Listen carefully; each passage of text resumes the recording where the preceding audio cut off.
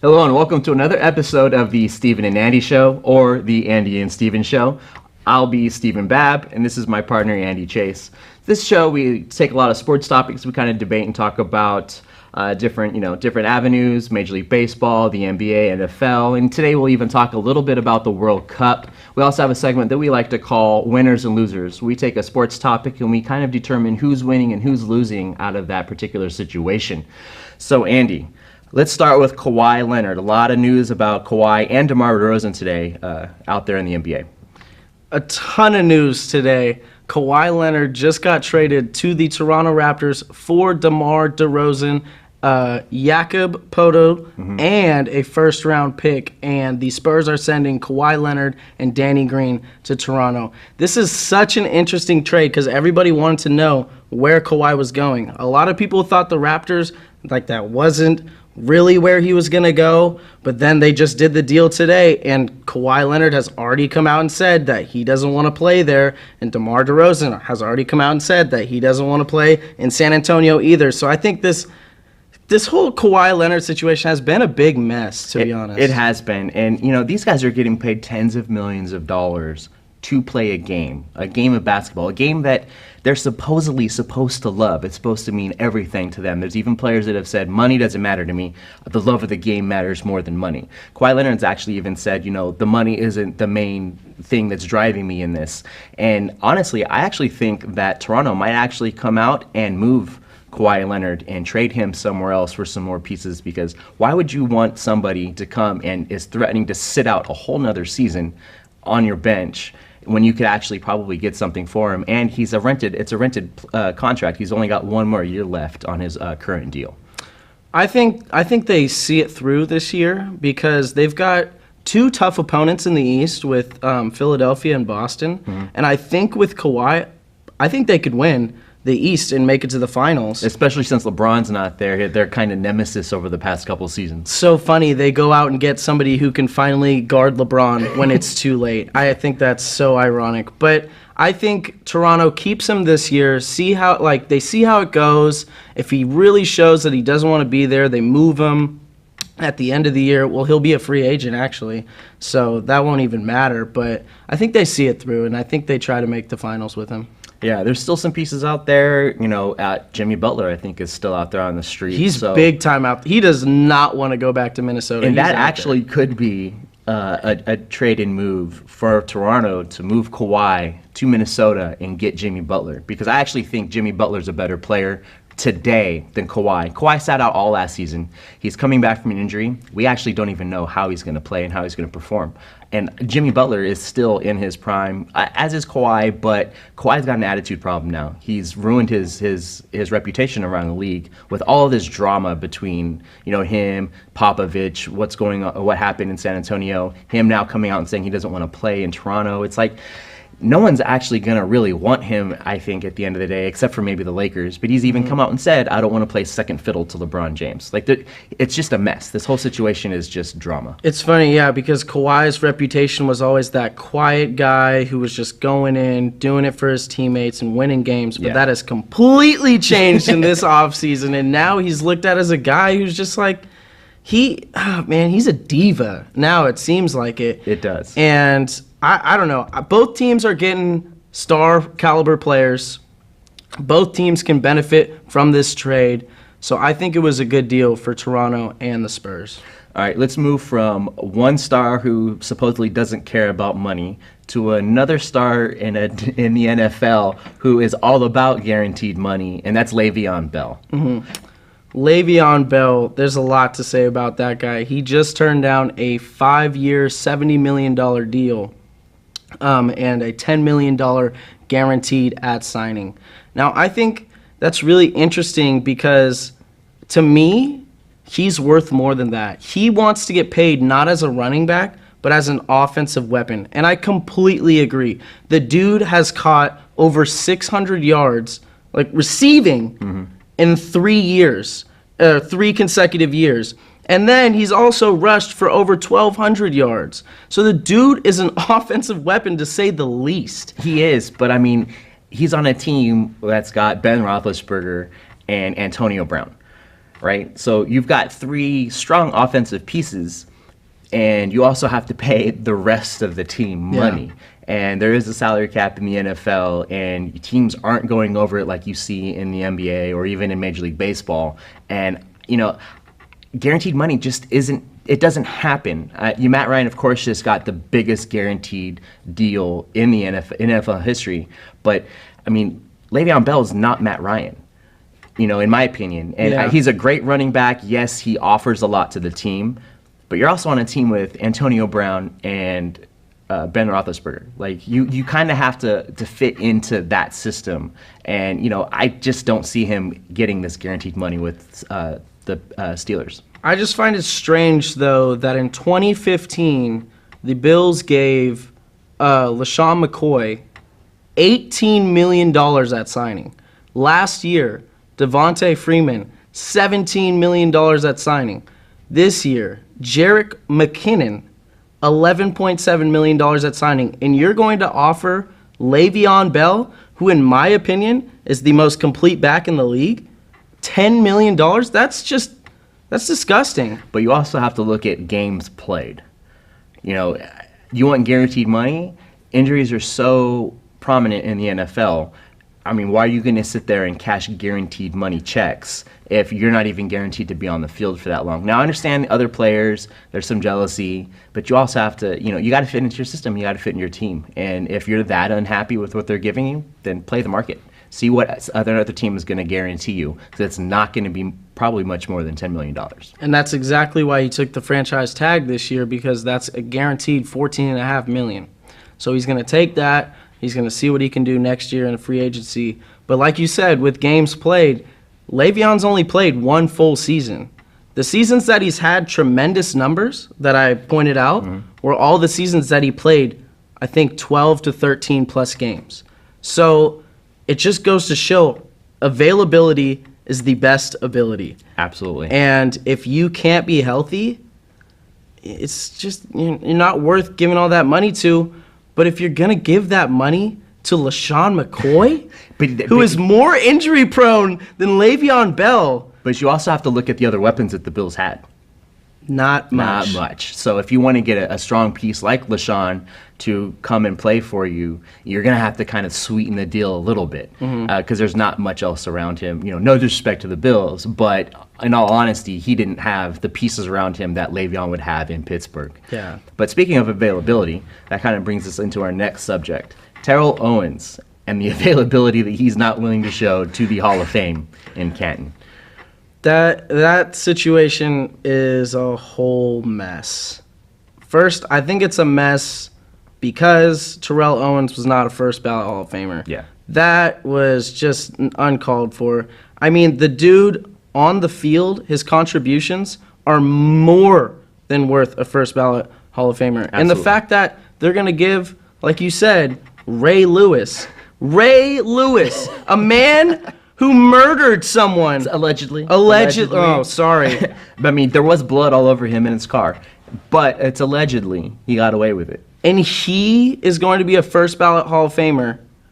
And Terrell Owens isn't. That is insane. I have some great Terrell Owens stats. He has the second most receiving yards Behind ever. Jerry Rice. Yeah, he's always behind Jerry Rice. We can set that straight now. He has the third most touchdown receptions behind Moss and Rice, and he's the top 10 in receptions in general. That's first ballot right there. Yeah. So it doesn't matter what he did off the field, which wasn't that bad at all. Wasn't murdering somebody. Yeah. Just the fact that they held him out it's ridiculous. Yeah, I completely agree. And not just because I'm a 49er fan and loved what Terrell did here in San Francisco, but even what he did in Dallas, and he helped the Eagles go all the way to the Super Bowl. He played with a broken leg in the Super Bowl and still was fantastic. This guy, if you take his his diva attitude out, which was, kind of par for the course in his era of wide receivers. I mean, you had Randy Moss, you had Terrell Owens, you had all these guys that had huge personalities, and you can even throw Michael Irvin in there, who was very outspoken against Terrell this week. Yeah. Which, I mean, come on, Michael Irvin. Like, you kind of have to get the skeletons out of your own closet if you're going to start talking about somebody else and their skeletons. Yeah. I mean, cocaine and prostitutes in your hotel room is kind of a big deal. It's a lot bigger of a deal than eating popcorn and signing footballs as a touchdown celebration, in my opinion. Yeah, or going, I think at one point he got down on one knee in front of a cheerleader or something after a touchdown. It's like all these are fun and games. He's not really doing anything bad off of the field, and it's just the fact that they're not even going to cover him in Canton is just, it's messed up because he wants to celebrate what he deserves somewhere else with the people that he loves, and I completely respect that. Yeah. I think that is more than reasonable. And the fact that you're not going to cover him because he's not going to be there. Yeah, and then not even actually acknowledge him in the ceremony. Like, I guess I heard that his name will be on the pamphlet that they hand out, that coming up. But yeah, I don't know. The whole thing is crazy. I actually think at the end of the day, I think he will show up in Canton. I think all of this kind of attention is, it's so negative that I think he will show up to the Hall of Fame ceremony, but we'll just have to wait and see. So that's going to do it for this segment. Coming up after the break, we're going to talk Major League Baseball and kind of what's going on there, what's going on with the All-Star Game, a little bit about A's and Giants, and how baseball can attract more younger viewers in their audience, as well as a little bit of World Cup news and our favorite segment, Winners and Losers, right when we return.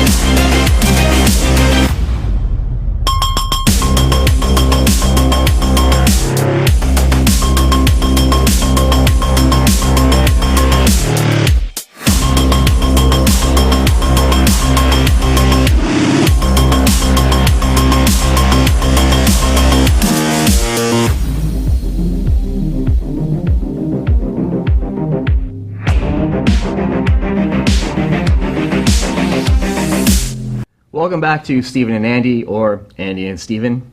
Major League Baseball. Andy, did you watch the All-Star Game? No. It doesn't mean anything anymore. It doesn't. There's no reason to watch the All-Star Game. There's no reason to watch the Home Run Derby.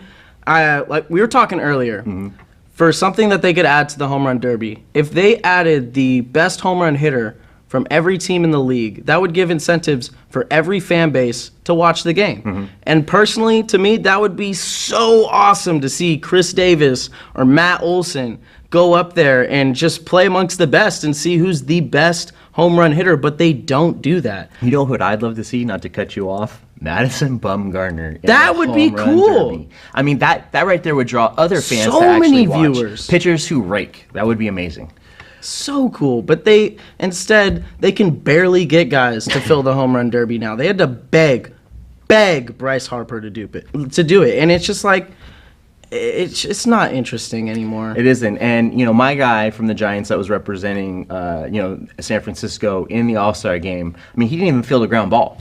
Like it was, there's so much that doesn't happen in these games that for you to tune in and watch your guy from your team or your favorite player play an inning, maybe 2 innings, get 1 or 2 at bats. Yeah. I mean, he struck out the first time swinging. Yeah, okay, that happens.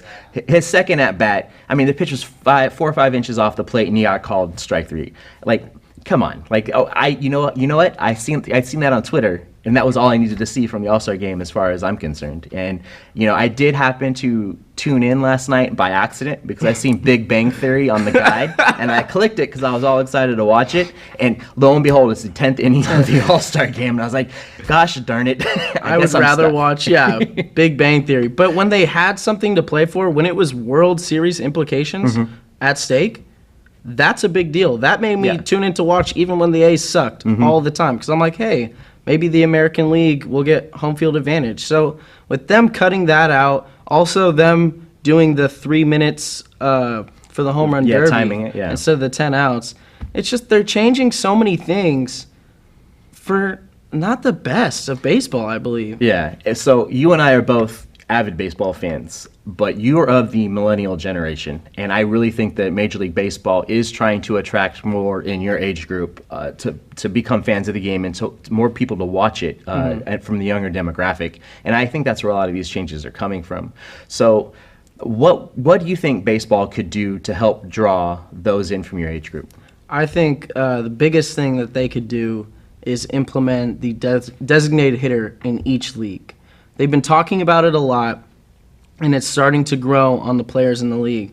But if you have a designated hitter on both teams, or in both leagues, that just adds so many more runs, so much more offensive power, which is why people watch baseball. So, not to cut you off, but to that point, there's a stat out there right now that 1,000 less balls will be put into play this year because it's all home runs and all strikeouts than compared to 2009. So there's just not as much offensive action. Players are standing out in the outfield and trying to keep themselves focused in between pitches when they're not getting any action out there. And, a lot of people are blaming it on the shift, but I think millennials don't care about DH. Most millennials don't even know what the DH is. Yeah. Like, baseball needs to draw them in some way. And I'm at a loss because I don't really understand what Fred Manfred, the commissioner of Major League Baseball, could do to help draw in a younger audience.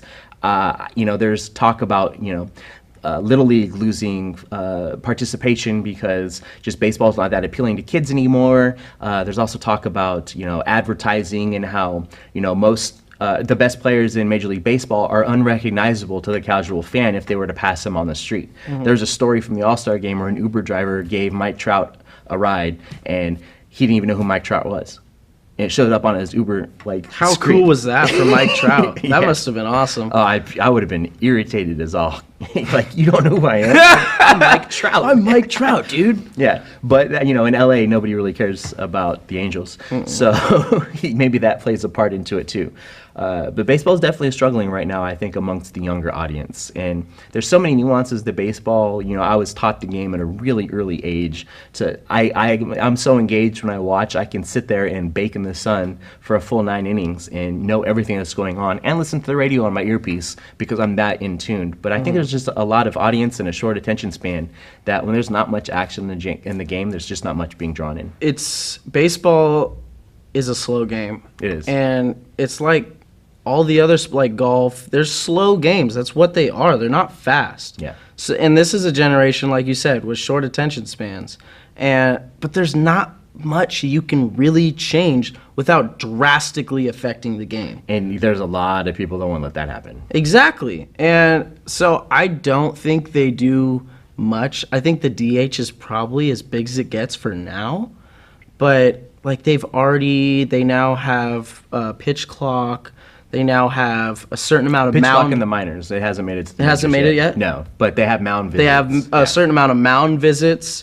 They have. I think it's weird that they replay now. I don't necessarily like that. I feel like that changes the game a lot, but I could see how it also you could gain from it too. So I see there's wins and losses there. Yeah, I think maybe putting a time clock on the replay review. That and would be shortening nice. it. But I do like the replay because I would rather them get it right than decide a game on a missed call. It's bad enough sometimes that, strikes are miscalled and that changes the outcome of a game. But if, you got someone going into home or someone going to first, I'm okay with them reviewing it. That's one of the changes they've made that I actually don't mind, that I think is actually benefiting the game. But, I mean, as far as, attention spans and all that, there's really nothing you can do. You can't do anything about it.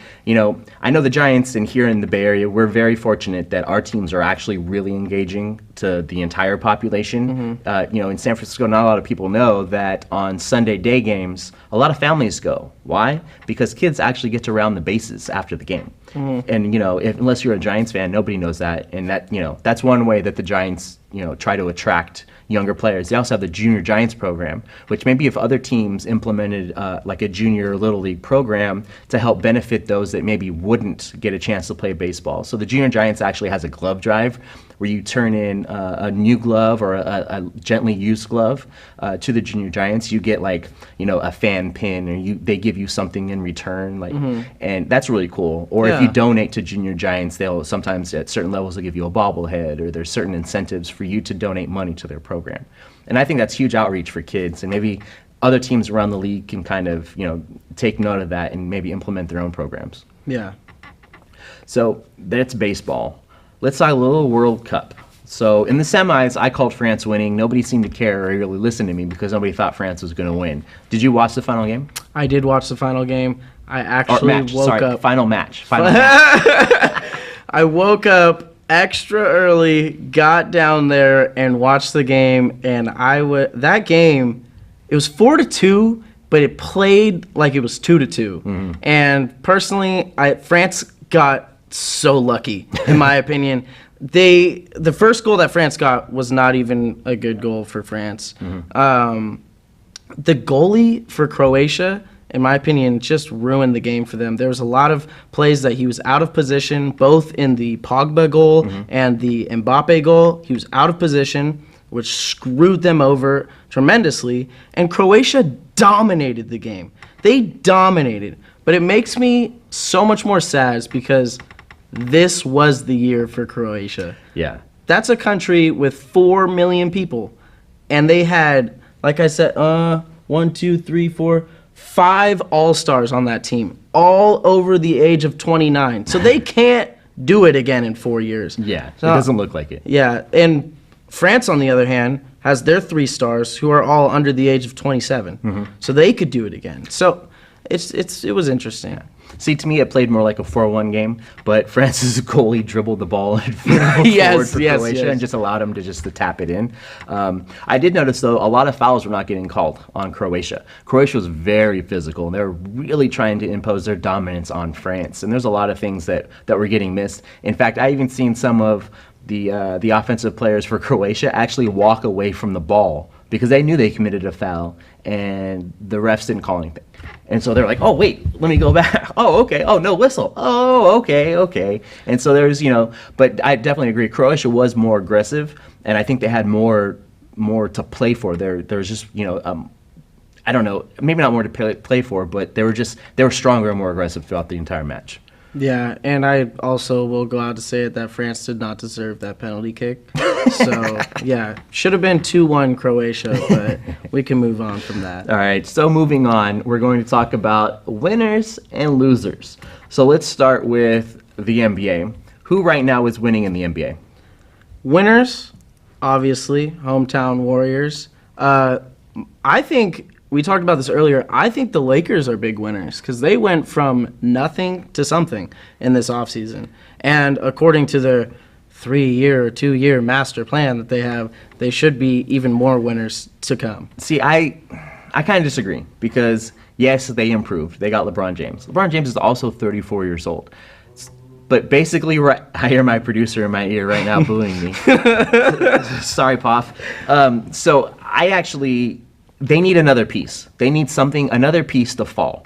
What that piece is, maybe that could be, and that would definitely make them winners this offseason. I think they're half winners because right now they're kind of looking like the Cavs of the East. I mean, there were 12 games last year out of the 8th seed. 12 games out of the 8th seed. Maybe with the addition of an aging LeBron, what are they going to get, the 7th seed? I think Lance brings them up a little bit. But like you said though, they're better than they were last year, so I think they're winners.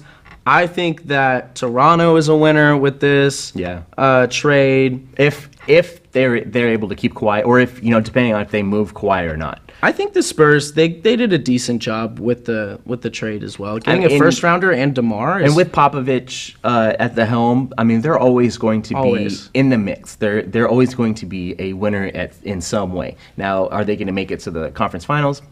Probably not, but at least they'll probably be in the playoffs. Like, I mean, last year looked like they're going to be the first time in 20 years they weren't going to make the playoffs, and they just kind of, they didn't have Kawhi. They didn't have their best player. I think another winner are both Boston and Philadelphia. I think that's the two best young cores in the league. They definitely won when LeBron left the East. Yeah. Oh, yeah. Because now these teams can grow without that one daunting monster in the back of their head. So now they can grow, and both of them can easily be Eastern Conference Finals contenders. All right, Major League Baseball. Right now, we're during the All-Star break. The All-Star game was last night. Home Run Derby on Monday. You think Major League Baseball is winning or losing? I think they're losing. Yeah. I think they're losing because that was just not. The games mean nothing anymore. The A's are winning, though, because they're up 2-1 on the Giants in the series right now. Had to throw that in. There you go. But they also do have the 5th best record in the league, which is awesome. But 3 of those 5 best are in their division. Okay, yeah. But they're 3 games out of the wild card. So there's a lot of room to grow. And I know we talked in the first Andy and Steven show about who would end with the better record. Oh, not the better record, but who would make the playoffs? Because, of course, the A's are going to win with the better record. They're going to end the season with the better record, but they might not even make the playoffs. He says this now, but we can go back and check. The Giants are in contention still, and the Giants have yet to play a single game this year at full strength. I mean, they've been marred by injuries since spring training. Like, they have not played a single game at full strength. And now they're starting to get all their players back. Everybody's going to come back. They've got a little bit of momentum. The first weekend of the Babe Ridge series of this past weekend, I was out there on Sunday. The A's are up 2-1, and the A's did look pretty strong. But going into this weekend, anything can happen. I mean, Friday night, I think, will be a deciding factor in who wins the series. I think that's a big deal. But how did you like that Mark Canna bat flip? You know what? Honestly, it was such a non-bat flip to me. I actually thought he got underneath it, and it looked like a disgusted I popped it up bat flip. Like, you could see other players take it and go like this. That's why I was confused that people were actually upset about it. It was so nonchalant. I mean, he did yell like, "This is my house," but he's a Bay Area native. He is, and he was like, you know what? The emotions got the best of me.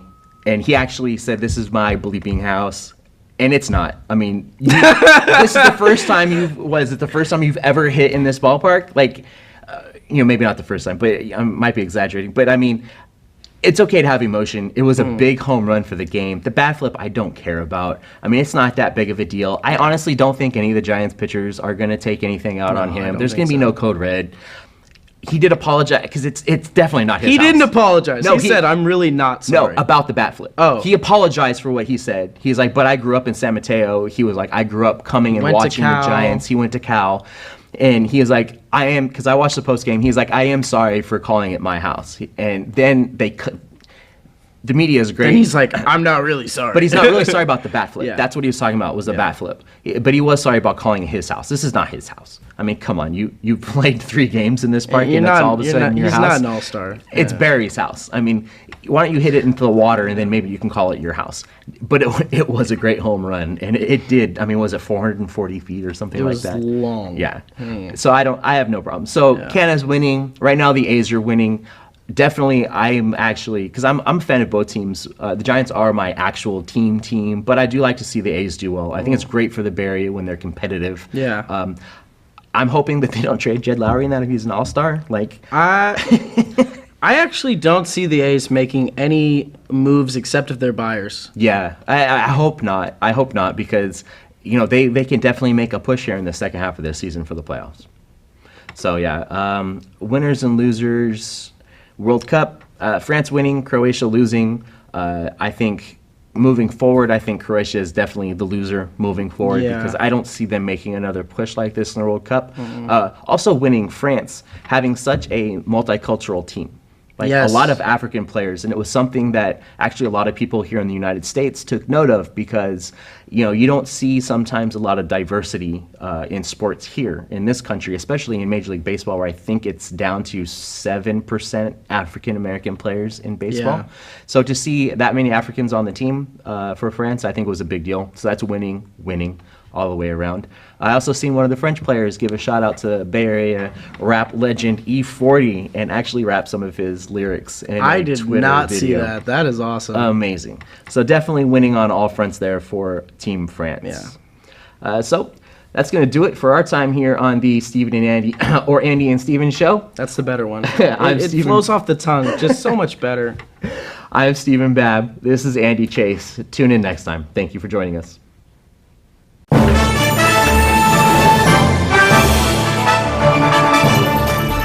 The exponential growth from the program from my first year to my third year now, that's what keeps me coming back and keeps me excited and just like fulfills me as a person. It's so impressive, and we every time we walk in here, you guys are doing something different. It's great. It's Nothing but opportunities here, and we have sports to cover, we have the equipment. Because the more ambitious you are, the more opportunities you'll have. on-the-job training is huge. Get the hands-on experience. When someone asks who can do it, you can raise your hand and say, I can do it. So. Joining the class was the best decision I ever made.